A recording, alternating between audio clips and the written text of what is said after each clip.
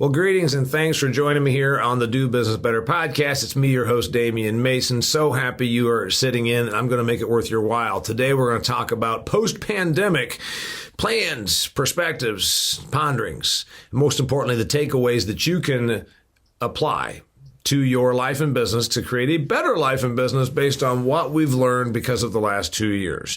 I also want to apologize to you. Speaking of the last 2 years, a lot of things have changed. We've all had to adapt, and I'm going to get into some of that as well as the lessons from those changes and adaptations. But I want to apologize for not releasing one of these episodes for the last 4 months. Yeah, it's been 4 months, and I apologize. It's not because I don't like you. It's not because I don't want to share great guests and great information with you to help you.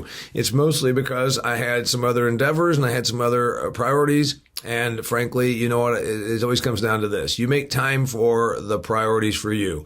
And the Do Business Better podcast, unfortunately, took a backseat to a few other projects I was working on, as well as some time with my bride.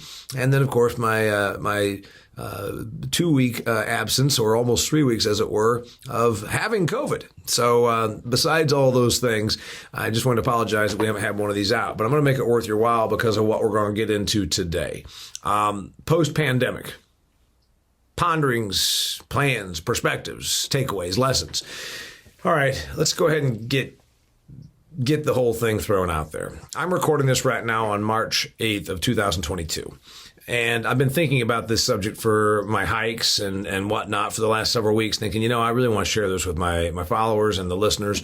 So let's just have a go at that. It was 2 years ago, March 12th. I got home, my wife's birthday, from traveling, winter meetings month. I'm gone a lot. There I am making her coffee. She says, "Have you looked at email?" I said, "No, I've not looked at email yet." And she says, "Well, we just lost 5 of your speaking engagements. They're all canceling." All hell began breaking loose. The president's on TV, and of course, then little Fauci is on TV every minute of every day for what we'd found out then for about the next year or two. All hell broke loose. Some of it potentially justified. Much of it I was still opposed to, because I saw at the very beginning that we're going to politicize a virus and we're going to be using fear to sell media and fear to control people. And then also there will be government sanctioned winners and losers. Some folks don't agree with me on that, but let's face it. If you owned a restaurant or a bar or a movie theater or a gym, you got rocked. And then other entities were allowed to thrive. Amazon did quite well during the pandemic. So did the huge retailers. So did pharmaceutical companies, where we were required to buy their products. Now, you can agree or disagree with some of this, and you're going to say I'm getting political, which I don't normally do in this podcast, but I'm not even talking about the politics of it. I'm talking about the profiteering, the gamesmanship that happened, and how a lot of us in small business got screwed. This podcast is not listened to by Jeffrey Bezos or Bill Gates. It's not geared to them. It's geared to small biz, self-employed, gig employee, gig economy types, folks like you that aspire to have your own company. Maybe you are a business-minded person that's an employee with the idea that you're eventually going to have your own entity, whatever that is. Well, you know what? I have your back, and I have for the last 2 years, because I was right there with you. My business got rocked. I have a large part of my revenue comes from speaking at corporate events. Well, there were no corporate events. And you might say, "Oh, but Damian, this is for the good of the health of the people." Well, if you want to believe that, that's fine. But you know what? We've seen very promptly here in March of 2022 how the science remarkably changed based on some political changes. So I'm not going to talk about the whole political things. That's not why you tune in here. I'm going to talk to you about what your business did, what you can do, and what I'm doing, and what changes I think have been made and changes we'll continue to make to succeed now that we've seen what can happen. Because I do not believe this is a once-in-a-lifetime thing. In fact, I think it was a dry run. I think that what we really established was that a lot of the people are sheep. They will comply. They will be told, put on masks, stay at home. And if you keep them comfortable enough, tell their employers that they can't fire them. Tell these folks that we want you to stay at home and it's for your own health to sit around, wear sweatpants, not shower, overeat, not exercise, and then get on your computer and spend about 4 hours a day on social media. Hey, That's great for media and great for social media. The point is, we made a situation very good for the folks that many of them didn't want to change. A lot of teachers didn't want to go back to in-person teaching. A lot of employees don't want to go back to their offices because it's going to be a bit more structured and probably a bit more, shall we say, they will be pushed harder than they would have been when they were sitting on a TV tray, watching daytime TV and checking some emails. Now, you're not that person. You're a small business person. You're you're self-employed. You own a company. You have employees. You have been put through the absolute ringer. You've probably lost money. Maybe you have not, depending on your small business. A lot of folks came out really good. Landscapers, home improvement folks, general contractors, small subcontractors, because there was a lot of money being thrown at the at the consumer, and the consumer spent that. So again, we kind of ended up with winners and losers, and you'd say, well, Damian, that happens in any economy. Well, certainly it does. But this one was because the government sort of chose that, and that is my opposition. When the government chooses and makes big, huge decisions using the heavy-handed fist of government power, that ends up resulting in some folks lose their livelihood or lose hundreds of thousands or millions of dollars. It's not right.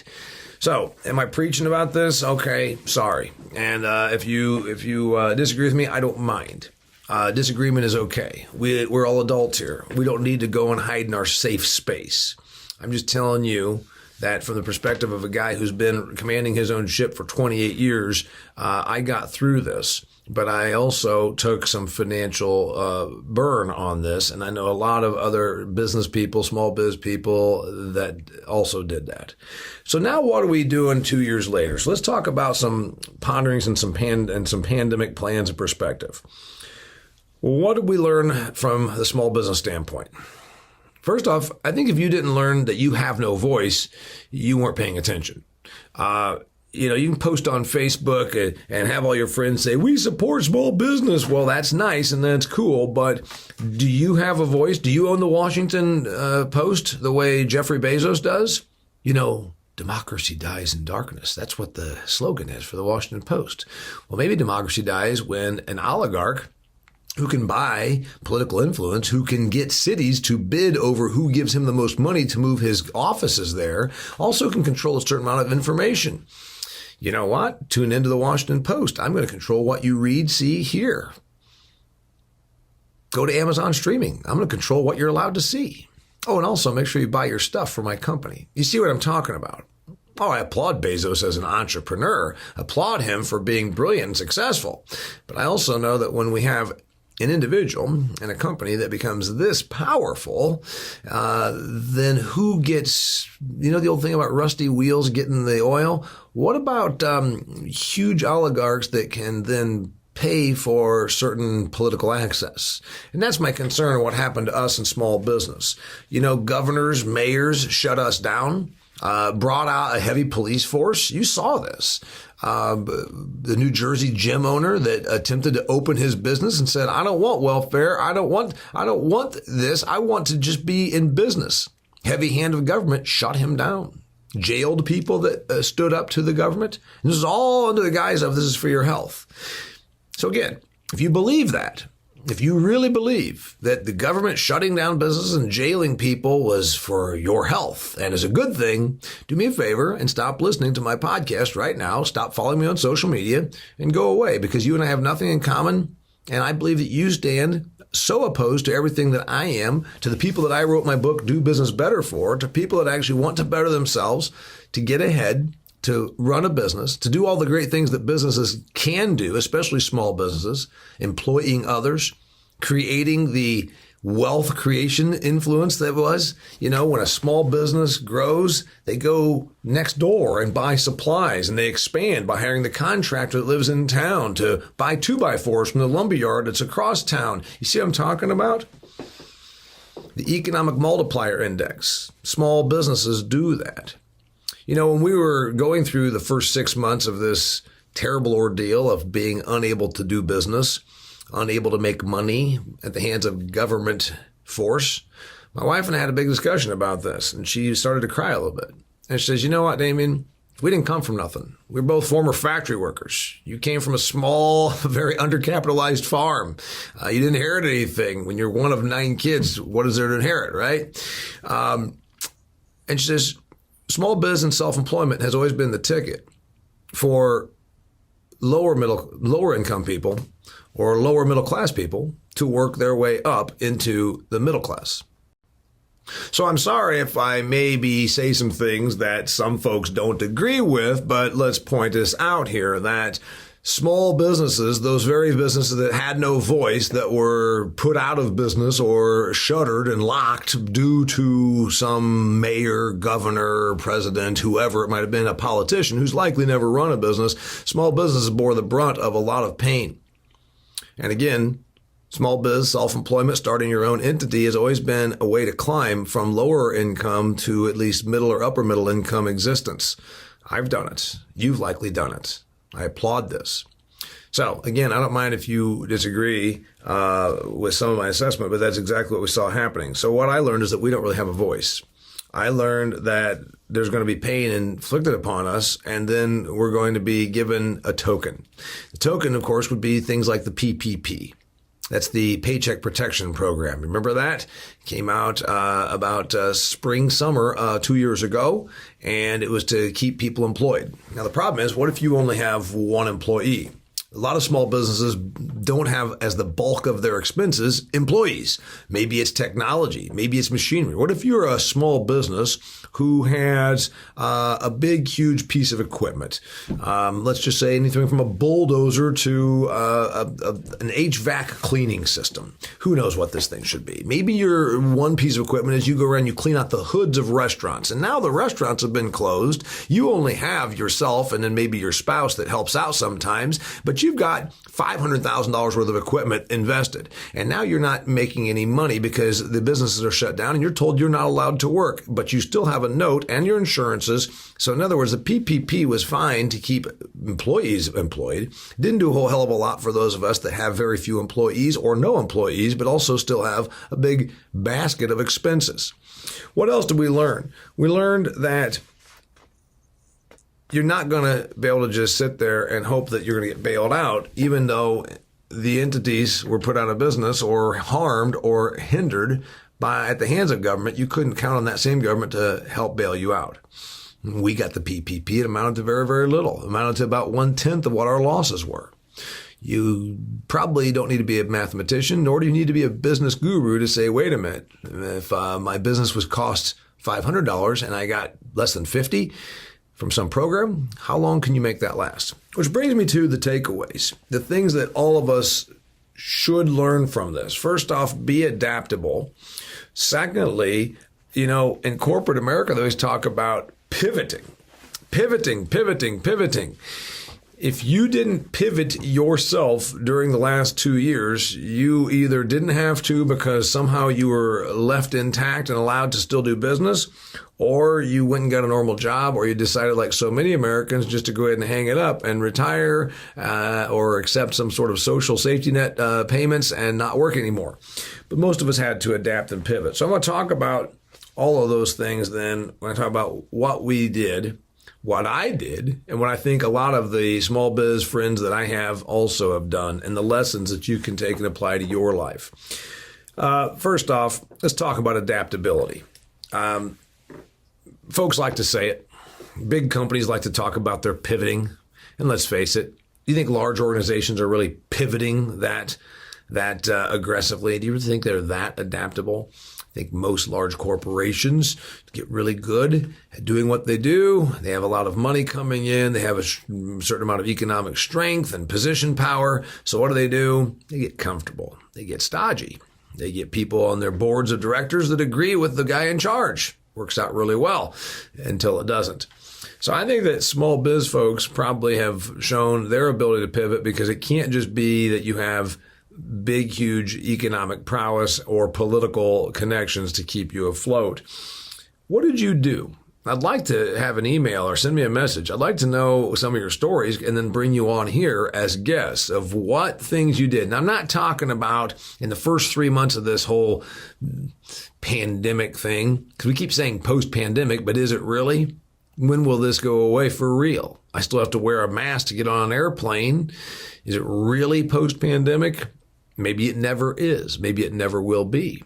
If Pfizer's going to make $54 billion this year, which they are projected to do, does Pfizer really want us to ever be in a post-pandemic world, considering that about 80% of that $54 billion was from of the vaccines? So I beg you to ponder, are we ever really going to be post-pandemic? Well, the powers that be want us to be post-pandemic. A lot of money to be made, a lot of power, a lot of profiteering, a lot of political power structures also created or at least enhanced because of the pandemic. So anyway, what are you going to do? What adaptation can you make? What pivot can you make?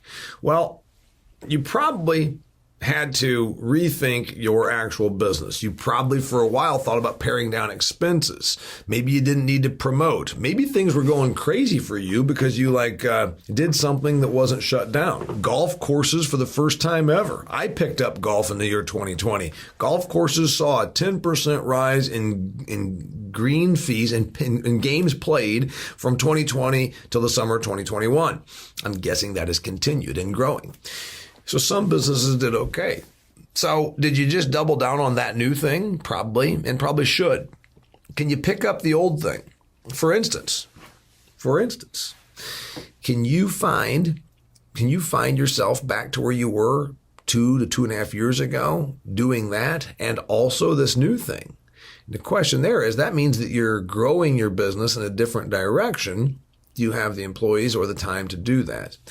So my big takeaways are, and I got 8 of them for me, and I want to know if this is the same for you. And again, if you have some lessons from this, I want you to come on and be a guest. We can talk about some of the things you discovered or had to start doing because of the changes.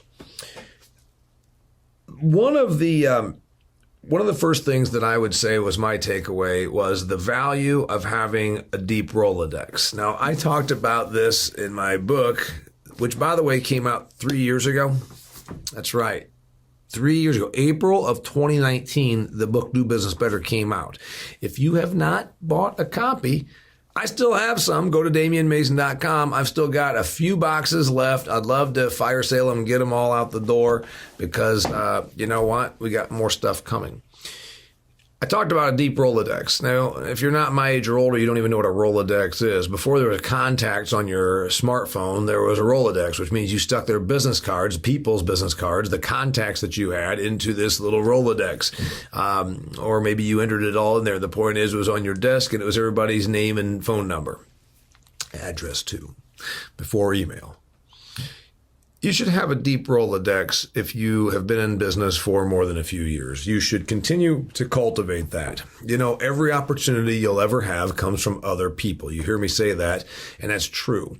There's no such thing as catching lightning in a bottle and being at the right place at the right time unless there's somehow other people giving you their money. You see what I'm saying? You can catch lightning in a bottle and be at the right place at the right time, but every dollar you're going to make for the rest of your life comes to you from other people. It's their money now, and it's going to be yours. So the point is, how can you utilize your resources and relationships to get more money? And that's an important lesson. I found some new roles. You probably did too. I started doing some promotional work for an agricultural entity. I also had several of my clients that asked me to do some virtual training for their people. Did some new things, found some new roles, enhanced my income in a time when obviously my business was changing because the corporate meetings market went away. That's lesson number 1. What did you do? And more importantly, did it teach you the value of having a deep Rolodex? If it didn't, it should have. Know people, reach out to people, keep your communication up with those people. Don't just call them when all of a sudden things are bad, because then it's kind of like the little boy that cried wolf. You call those people and you keep up with them and you meet them at places and you go to the Rotary meeting and you see them at the county fair and you buy them a drink when you bump into them at the restaurant. And you know what? All of a sudden you have an actual relationship that will enhance your life and business and probably theirs as well. Remember, it has to be reciprocal. The Rolodex has to be reciprocal. Otherwise, those people will stop taking your calls. Find new roles by having a deep Rolodex. Number 2 lesson, that I got. The importance of keeping cash back. Did you keep enough money back? Now, I'm not being arrogant here. You know, it isn't like we're sitting on tens of millions of dollars that, you know, we just have locked away in a treasure chest. But the point is, if you've been working for a while, and if you're not 25 years old, and even if you are 25 years old, you should have adjusted your spending and kept some money back. Now, a lot of Americans did. The savings rate a couple of years ago, April, May of 2020, we saw a record savings rate, like 50% savings rate of the money that came in the door to a household. They saved like 46% of it. It was an ungodly number. We'd never seen it before because we are horrifically undersaving in the United States. We generally don't save anything that we make. We blow more money than we make. Remember, it was only a few years ago, and I talked about it again in my book about the credit card debt, where there's some ungodly number like $7,000 of debt in credit cards for every American citizen. I don't know if it's still that way, but it was, is the point. So we started saving money, but the point is, did you have money saved before we got to March of 2020? Did you have money set back? A rainy day fund. I hope you did. And if you did not, I hope you learned your lesson, because you know what? When all hell breaks loose, having cash back, having some money in savings and checking accounts, being underexpended gives you latitude. It also lets you sleep at night. It allows you to weather this storm, to breathe a little bit and let things shake out. So you're not making rash decisions in the first 2 to 4 weeks when all of a sudden the government says we're going to shut things down. Now, there was enough panic as it is. Couldn't buy toilet paper, for God's sakes. Then next came groceries. Couldn't get meat. Could still get fake meat. Could still find all the Beyond Burger you wanted, because nobody, even during fear of hunger, nobody would buy that shit. My assessment of Beyond Meat, if you will.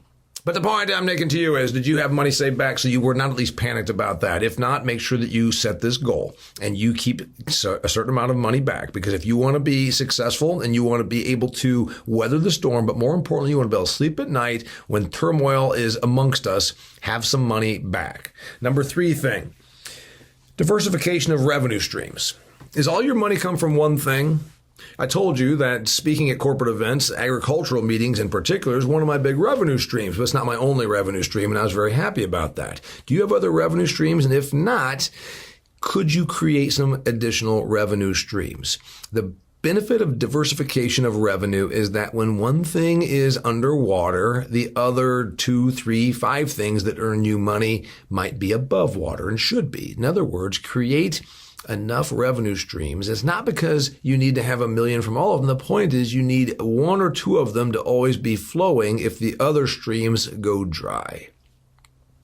For me, we have farm, we have some other business interests, we have speaking, we have some product sales, and we also then grew another couple of things. I'm now working with a group called Extreme Ag, where I create video content for them. Again, using the Rolodex to create more revenue streams. So right now we're at 5 or 6 revenue streams. Obviously some are much more significant than others, but as long as all of them are flowing, or at least if the bulk of them are flowing, things are less stressful on the home front, and it allows you to always then think more clearly about the business, because it's not just saying, oh crap, I had one revenue stream and it's all dried up.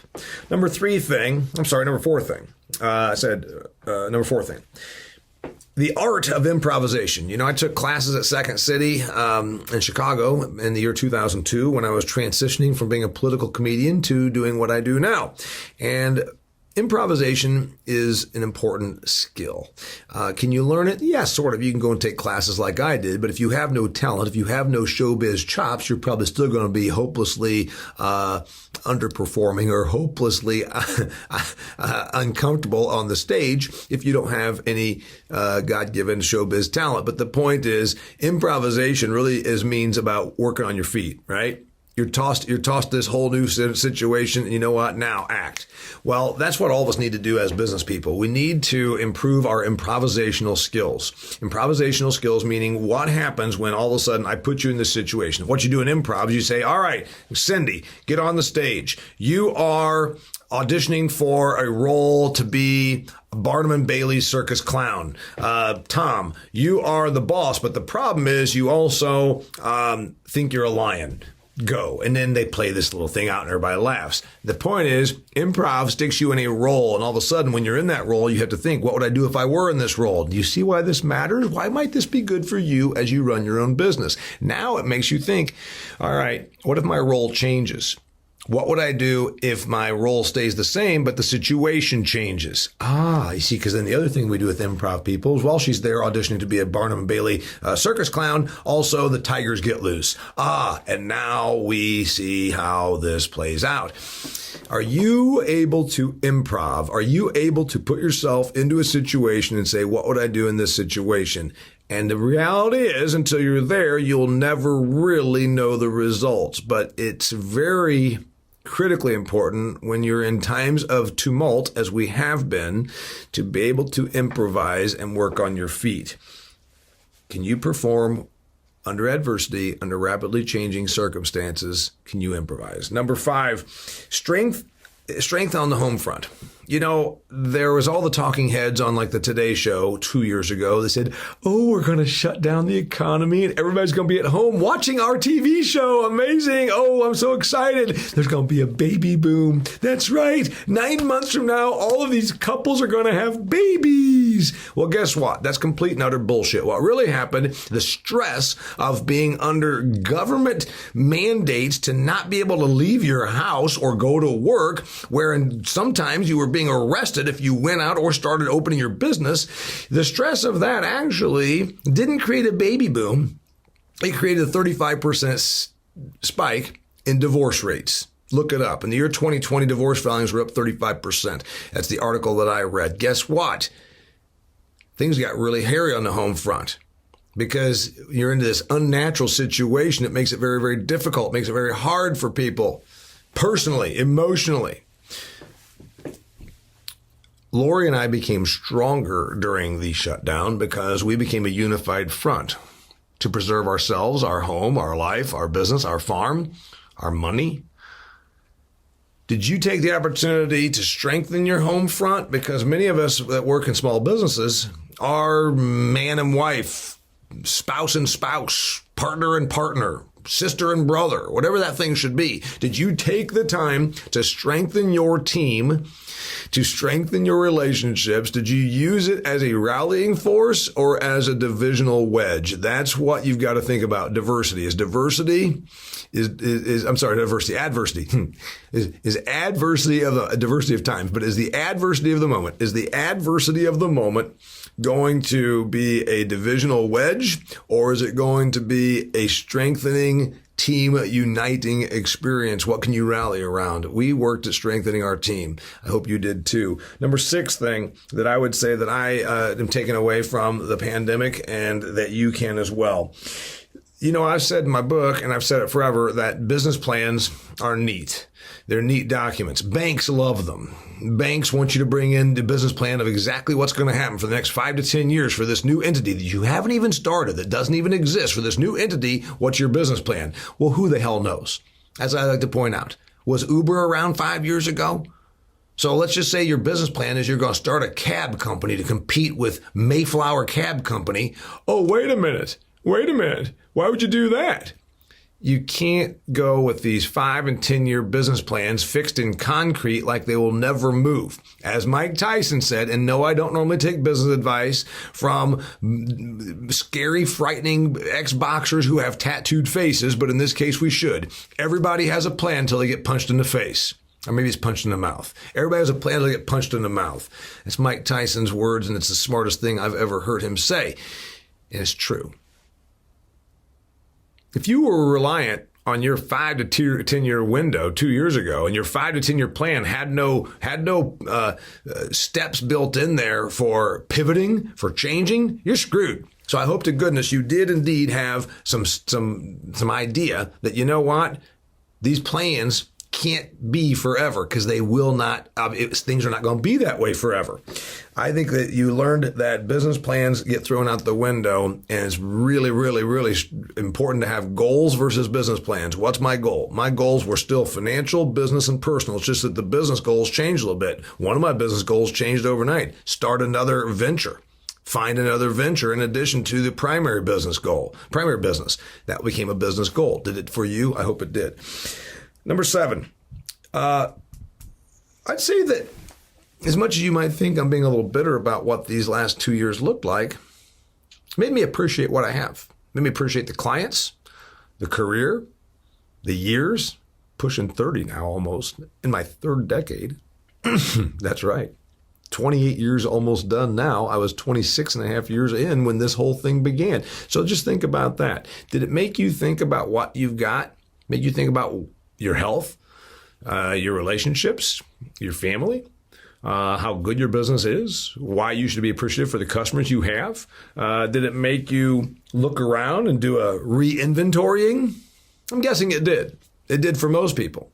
You know that we have increased the number of retired people in this country by like 5 million, according to an article that I read. Like there's like 5 million more people that now say they are retired than there were just 2 years ago.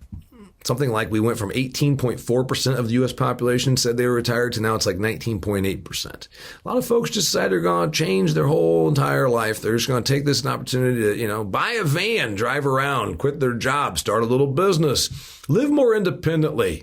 Whatever that thing is, maybe it happened to you. And that brings me to number 8. The number 8 thing, I took up golf. I didn't want to start slowing down at age 50, but I had to reassess. And after reassessing, I decided, you know what? I've always enjoyed my life. And I'm sure you have as well. But did you make sure that you put a little more time in here and there with your friends and family when you're like, hey, turns out, not being as busy, where I was forced to not be quite as busy for a little while, made me realize I don't mind not being as busy, not being so gung-ho like I once was. That's a little perspective. And granted, it probably has to do something with age, but it did certainly change the way you look at things when all of a sudden you're not hopping on planes because you can't for several months. And then it kind of changed a little bit like, hey, you know what? Maybe this is the way things are going to go. So there's another one that's not on my list that I want to share with you about perspectives and ponderings. And I'm going to talk about this in a future episode. It's about how now as small businesses we survive coming out of this thing. Because before survival was staying in business. Now survival looks like it's going to be global tumult, inflation, inability to get employees. So I'm going to be recording another one of these about new survival tactics post pandemic, post 2022, if you will. And we're going to be talking about that in a future episode. But in the meantime, I wanted to set this out here for you, ponderings, perspectives, and takeaways from the post-pandemic era. And those are my 8 that I shared with you. I know you have your own. Again, if you have a neat story to tell about your business, please kick me an email and I will put you on the air because I know other people would like to hear from you. I do appreciate you sticking around, and I do appreciate being a listener. Please share this with the business owner, small biz, self-employed, gig employee, person that needs a little inspiration that you know in your life. Until next time, thanks for joining me here. It's Damian Mason on the Do Business Better podcast.